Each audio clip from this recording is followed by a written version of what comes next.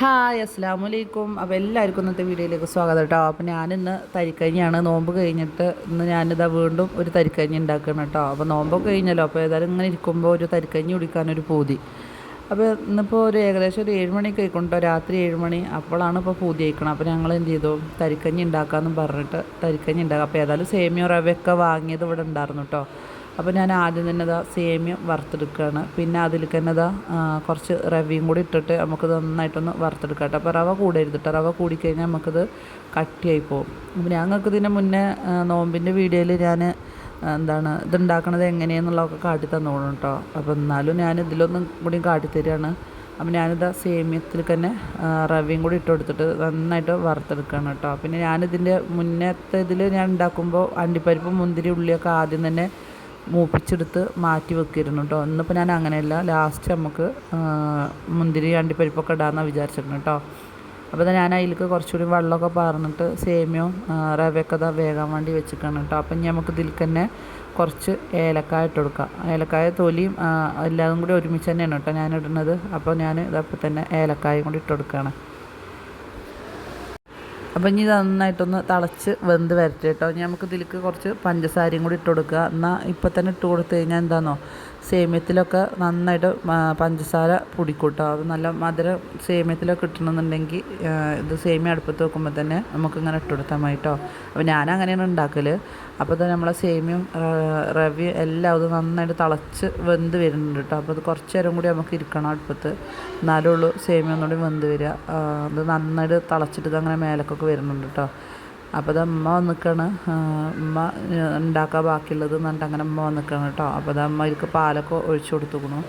പിന്നെ ഇനിയിപ്പോൾ നമുക്കിത് ഒന്നുകൂടി തിളച്ച് റെഡി ആയി കഴിഞ്ഞാൽ ഇതിൽ കണ്ടിപ്പരിപ്പും മുന്തിരിയും വറുത്ത് കോരിയിട്ട് അത്ര തന്നെ ഉള്ളൂ കേട്ടോ പണി. നമ്മളെ സേമിയ റവയൊക്കെ നന്നായിട്ട് അവിടെ വെന്ത് വന്നിക്കണം കേട്ടോ. അപ്പോൾ ഇനി നമുക്ക് ഗ്യാസ് ഓഫാക്കാം. ഇനി നമുക്കിത് എന്ത് ചെയ്യുക, അണ്ടിപ്പരിപ്പും മുന്തിരിയൊക്കെ ഒന്ന് വറുത്ത് കോരിയെടുക്കാം കേട്ടോ. അപ്പോൾ അതിനെ തന്നെ ഞാൻ ആദ്യം തന്നെ നെയ്യ് വെച്ചുകൂടും.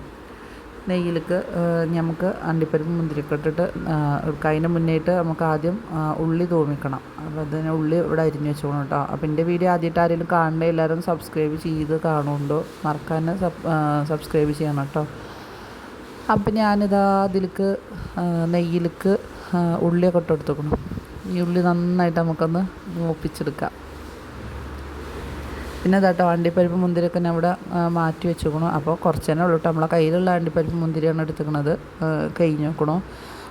അപ്പോൾ ഇനി അതും കൂടി നമുക്ക് ഇതിലേക്ക് ഇട്ടിട്ട് വറുത്തെടുക്കണം കേട്ടോ. അപ്പോൾ എന്താ ഉള്ളി നന്നായിട്ട് ഒന്ന് മൂത്ത് വരണം, കരിഞ്ഞു പോകരുത് കേട്ടോ. കരിഞ്ഞു പോയി കഴിഞ്ഞാൽ നമ്മളെ തരിക്കഞ്ഞിയുടെ കളറ് മാറും. അപ്പോൾ ഉള്ളി വല്ലാതെ മൂക്കരുത്, ഒരു ലൈറ്റ് കളറ് വരുമ്പോൾ തന്നെ നമുക്ക് ഇതിലേക്ക് അണ്ടിപ്പരിപ്പ് മുന്തിരിയും കൂടി ഇനി ഇട്ട് കൊടുക്കാം കേട്ടോ. അപ്പോൾ ഇട്ട് കൊടുക്കാൻ പോവുകയാണ് അമ്മ.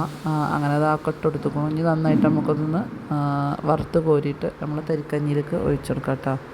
അപ്പോൾ നമ്മൾ അടുക്കളയിൽ പാത്രങ്ങളൊക്കെ ഉണ്ട് കേട്ടോ. അപ്പോൾ പാത്രങ്ങളിലൊക്കെ ഓരോ സാധനങ്ങൾ തന്നെയാണ് നമ്മളിപ്പോൾ പിന്നെ ഇതിപ്പോൾ വീഡിയോ എടുക്കുക വിചാരിച്ചിട്ട് ഇപ്പോൾ ഇത് വേറെ എടുക്കും കൊണ്ടുപോയി വെക്കാനൊന്നും പറ്റില്ലല്ലോ. നമ്മുടെ അടുക്കളയിൽ തന്നെയല്ലേ കരപ്പോൾ പാത്രങ്ങളൊക്കെ വെക്കുക. അപ്പോൾ ഇനി അതിന് നെഗറ്റീവ് കമൻറ്റൊന്നും ആരും ഇടണ്ട കേട്ടോ.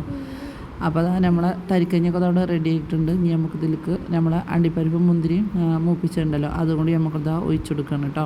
അപ്പോൾ നമ്മളെ തരിക്കഞ്ഞി പെട്ടെന്നുണ്ടായൊരു പൂതിയാണ് കേട്ടോ, തരിക്കഞ്ഞി ഉണ്ടാക്കി കുടിക്കുക എന്നുള്ളത്. അപ്പോൾ തരിക്കഞ്ഞി ആകുമ്പോൾ നമുക്ക് പെട്ടെന്ന് ഉണ്ടാക്കാനും പറ്റുമല്ലോ. അപ്പോൾ തരിക്കഞ്ഞി കൂടെ ആയിക്കണം. പായസം വെക്കണ പോലെയും കൂടെ അല്ല കേട്ടോ, തരിക്കഞ്ഞി നമുക്ക് പെട്ടെന്ന് റെഡിയാക്കി എടുക്കുക. അപ്പോൾ നമ്മളെ തരിക്കഞ്ഞൊക്കെ അതവിടെ റെഡി ആയിക്കണം. ഇതുപോലെ എല്ലാവരും തരിക്കഞ്ഞി ഉണ്ടാക്കി നോക്കുക കേട്ടോ. വേണമെന്നുള്ളവരൊക്കെ ഒന്ന് ഉണ്ടാക്കി നോക്കി നോക്കി. അപ്പോൾ ഉണ്ടാക്കി കഴിഞ്ഞാൽ നല്ല ടേസ്റ്റുള്ള സാധനം തന്നെയാണ് കേട്ടോ. അപ്പോൾ ഇത് കാണുമ്പോൾ ഉണ്ടാക്കണമെന്ന് ആഗ്രഹമുള്ളവരൊക്കെ ഒന്ന് ഉണ്ടാക്കി നോക്കി നോക്കിയും. അപ്പോൾ ഇന്നത്തെ വീഡിയോ ഇത്രയൊക്കെ തന്നെയുള്ളൂ കേട്ടോ. നിങ്ങൾക്ക് എല്ലാവർക്കും എൻ്റെ വീഡിയോ ഇഷ്ടപ്പെടുന്നുണ്ടെന്ന് വിചാരിക്കുന്നുണ്ട്. അപ്പോൾ എല്ലാവരും മറക്കാതെ സബ്സ്ക്രൈബ് ചെയ്യുന്നുണ്ട് കേട്ടോ.